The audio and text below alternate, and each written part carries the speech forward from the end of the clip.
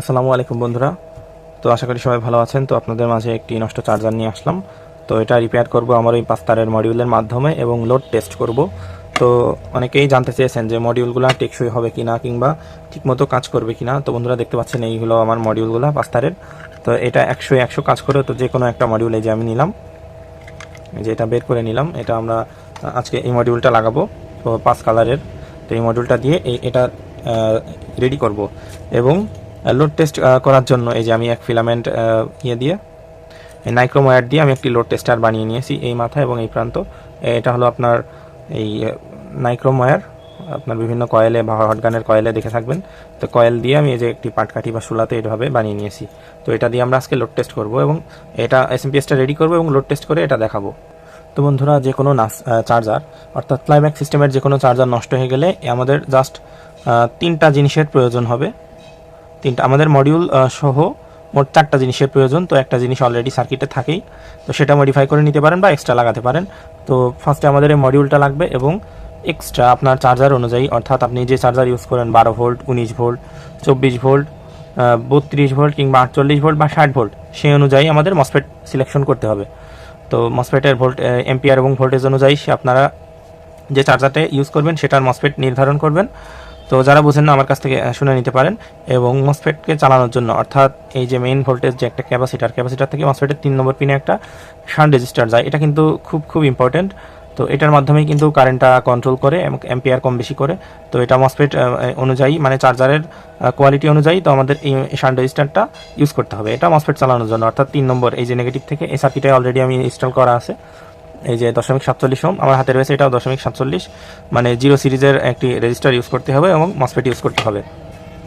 তো এই চলে গেল আমাদের 2টা এবং আরেকটা আমাদের মডিউল লাগবে। এখন এই মডিউলকে চালানোর জন্য 2টা জিনিস ইউজ করা হয়। সেটা হলো যে এই ট্রান্সফরমার থেকে এই যে অক্সিলারি ওয়াইন্ডিং, এই যে 50 ভোল্টের যে একটা ক্যাপাসিটার থাকে, এটা প্রত্যেকটা চার্জারেই দেখতে পাবেন। এটা 12 ভোল্টের চার্জার দেখতে পাচ্ছেন, এখানে 50 ভোল্টের ক্যাপাসিটার আছে। তো এটা যে আমাদের 48 ভোল্টের ভ্যান্ডিক্সার চার্জার, এটাতেও কিন্তু এই যে আইসির পাশেই দেখতে পাচ্ছেন একটা ক্যাপাসিটার থাকে। এটা 50 ভোল্টের ক্যাপাসিটার, 10 মাইক্রোফ্যারাড কিংবা 47 মাইক্রোফ্যারাড হয়ে থাকে। তো এখান থেকে আমরা লাইন দিয়ে কাজ করতে পারি।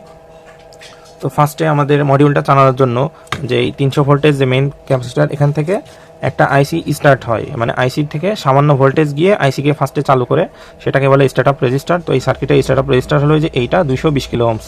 তো স্টার্ট রেজিস্টার হিসেবে আপনারা 150 থেকে 330কে 350 পর্যন্ত লাগাতে পারেন, তবে 220কে ইউজ করাই বেস্ট। 220 kilo Ohm's. তো আমার এই সার্কিটে অলরেডি যে 220 কিলো ওহমসের রেজিস্টার আছে। তো মসফেট এটা আপনার সরাসরি এই যে মেইন ফিল্টার ক্যাপাসিটার, এখান থেকে 300 ভোল্টেজ যে ক্যাপাসিটার, এখান থেকে সরাসরি এই 220 কিলো ওহমসের রেজিস্টারের মাধ্যমে আমাদের এই ক্যাপাসিটারে যাবে। আবার এই আইসিটা যখনই চালু হয়ে যাবে তখনই তো এসএমপিএসটা রানিং হবে।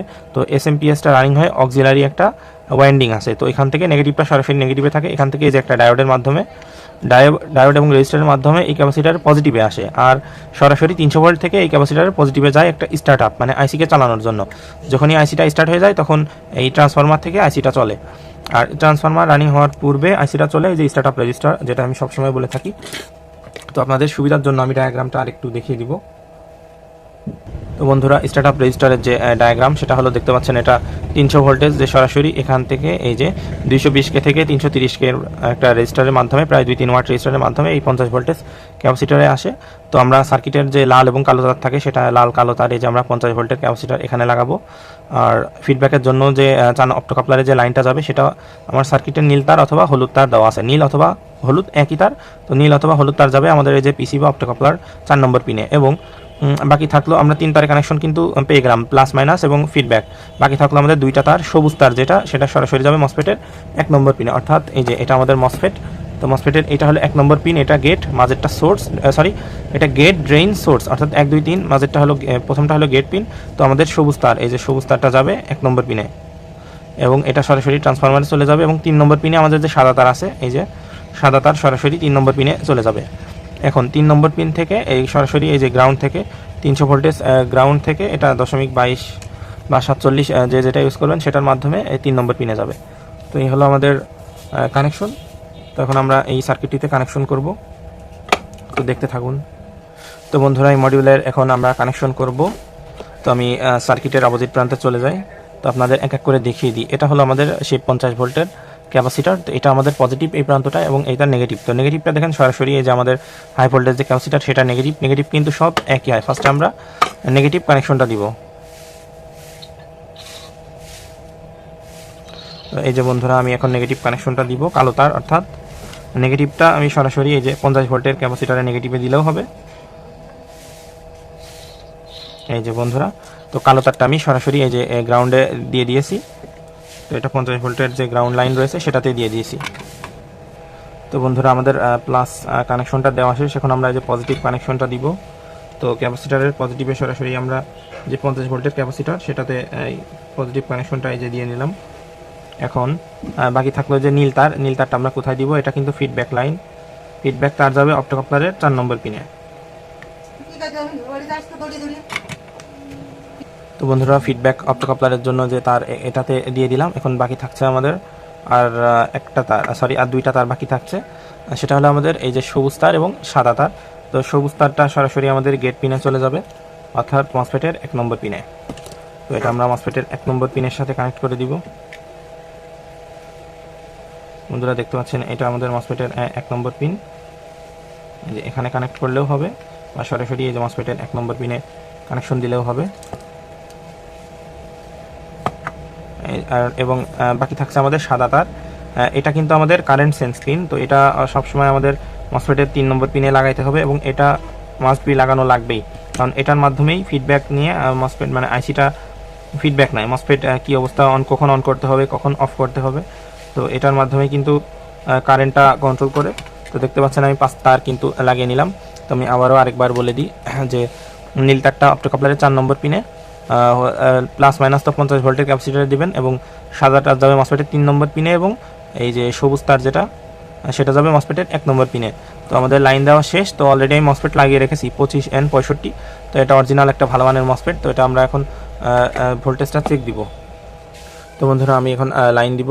তো আমি আলোটা অফ করে নিই। তো দেখতে পাচ্ছেন আলোটা অফ করে নিয়েছি। এখন আমি লাইন দিব। যে বন্ধুরা আমি মাত্র লাইন দিলাম। তো দেখতে পাচ্ছেন আমাদের লাইটটি কিন্তু জ্বলে উঠেছে, দুই লাইটটাই জ্বলছে। আমরা এখন ভোল্টেজটা চেক দিব এবং এটার কত ওয়াট লোড টানে বা আমরা লোড টেস্ট করব এখন। তো বন্ধুরা আমরা মিটারের দিকে খেয়াল রাখুন। এখন আমি লোডটা টেস্ট করব। তো এই যে এখন লোড টেস্টটা করব। তো আমরা প্লাস মাইনাস এই যে আমাদের এটা ক্যাপাসিটার দেখতে পাচ্ছেন, এটা আমাদের 15 ভোল্ট, একদম পারফেক্ট 15 ভোল্টেজ চলে আসছে। তো এভাবে আপনারা চাইলে সহজেই এসএমপিএস রিপেয়ার করতে পারেন। তো এখন আমরা একটা লোড টেস্ট করব যে আমাদের কেমন দেখায়। লোড টেস্ট করব এখন। তো লোড টেস্টের জন্য আমি যে ফ্লামেন্ট বাল্ব দিয়ে এটা তৈরি করে নিয়েছি লোড টেস্টার। তো এটা এখন সরাসরি লাইন দিব। আচ্ছা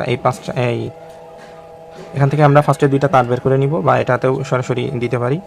তো এটা আমি এই যে এখন সরাসরি নেগেটিভটা এখন নেগেটিভে কানেকশন করে দিব। সরাসরি একটা দিব এই যে সরাসরি ট্রান্সফরমারের সাথে। তো দেখতে পাচ্ছেন একটা আমি সরাসরি ট্রান্সফরমারের সাথে কিন্তু দিয়ে নিলাম। এখন আরেকটা আমরা ফুল ভোল্টেজটা আমরা এখন চেক দিব। মিটারটা কানেক্ট করে রাখবো যে আমাদের কতটুকু ভোল্টেজ ড্রপ হয়। তো বন্ধুরা আমি এই যে 5টা তারের কানেকশন দিয়ে নিয়েছি। এখন আমরা লোড টেস্ট করব। তো এই যে আমি কানেকশনটা দিয়ে নিলাম। এখন ভোল্টেজ দেখতে পাচ্ছেন আমাদের 15 ভোল্ট। আউটপুটে আমাদের বন্ধুরা দেখতে পাচ্ছেন 15 ভোল্ট। এখন আমি এটা সরাসরি যদি আমি এটা শর্ট করে দিই, ওয়াও দেখতে পাচ্ছেন বন্ধুরা একদম সিরিজ জ্বলে উঠছে আমাদের। আমি সিরিজে দিয়েছি। এই যে বন্ধুরা শর্ট করে দিলেও কিন্তু আমাদের সমস্যা হচ্ছে না। তো আমরা এখন লোডটা চেক করব। তো আমি সরাসরি যদি এখানে দিই এই সাইডে, না ফিলামেন্টের এই পাশেও দিই, দেখতে পাচ্ছেন আমাদের ভোল্টেজ কিন্তু তেমন একটা ড্রপ হচ্ছে না। 15 ভোল্ট 14.6 একদম হালকা কিন্তু ড্রপ হয়েছে 14.6। এটা যেহেতু সিরিজে রয়েছে এই জন্য মনে হয়তো ড্রপ হচ্ছে। দেখতে পাচ্ছেন একদম, দেখতে পাচ্ছেন লোড টেস্ট করতেছি। আমরা মসফেটে কিন্তু কোনো হিটসিং দিইনি, তারপরেও একদম ফুল একদম স্টেবল রয়েছে ভোল্টেজ। দেখতে পাচ্ছেন 14.9। তো আলহামদুলিল্লাহ আমাদের যারা এই ধরনের মডিউল নিতে চান তো দেখতে পাচ্ছেন আমি লোড দিয়ে চেক করলাম, তারা সহজেই এইভাবে এটি ট্রাই করতে পারেন। আসসালামু আলাইকুম বন্ধুরা। তো আমার যে 5 তারের যে একটা মডিউল আছে, তো মডিউল দিয়ে এই সার্কিটটা রিপেয়ার করলাম। তো আমি এখন এটা মসফেট ইউজ করেছি 25N65 25 এম্পিয়ার একটি মসফেট। তো আপনারা মসফেট যত ভালো দিবেন এটি তত ভালো হবে। দেখতে পাচ্ছেন আমাদের আউটপুট ভোল্টেজ আছে 15.22। 15.22 আউটপুট ভোল্টেজ। তো আমরা এখন লোড টেস্ট করব। তো লোড টেস্টের জন্য দেখতে পাচ্ছেন আমি সরাসরি একটা ট্রান্সফরমার থেকে লাইন দিয়ে নিয়েছি এবং আরেকটা, আচ্ছা লাইটটা আমি একটু কমিয়ে দিই, হালকা থাক। তো আরেকটা ইউজ করেছি এই যে সরাসরি ক্যাপাসিটার থেকে। তো আমরা এখন লোড টেস্ট করব।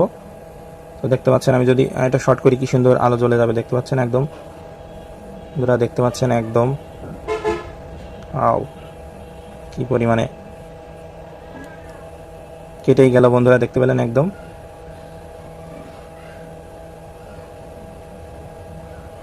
তো আপনারা চাইলে এভাবে লোড টেস্ট করতে পারেন লোড টেস্টারের মাধ্যমে। তো ধন্যবাদ সবাইকে। এভাবে আপনারা একদম কিন্তু ফিলামেন্ট গরম হয়ে কেটেই গেছে। তো আপনারা এভাবে চাইলে লোড টেস্ট করতে পারেন ফিলামেন্টের মাধ্যমে। যারা এ ধরনের মডিউল নিতে চান তারা আমার সাথে যোগাযোগ করতে পারেন। ধন্যবাদ সবাইকে।